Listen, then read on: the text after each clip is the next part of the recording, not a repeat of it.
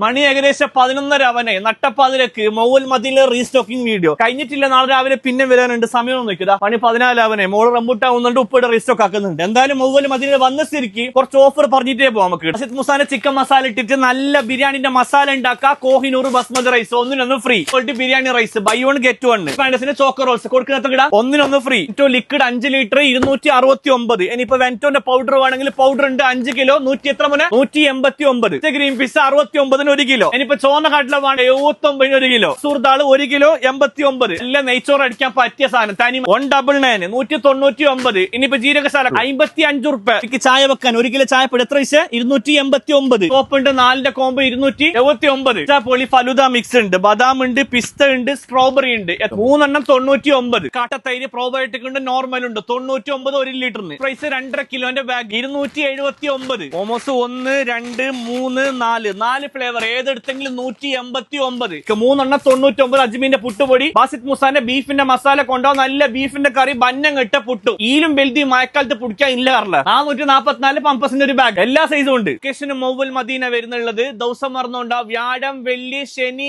ഞായർ പിടുത്തം വിട്ട ഓഫർ പോകുന്നുള്ളത് വീക്കെൻഡ് മൗൽ മദീനയിൽ ആയിക്കോട്ടെ.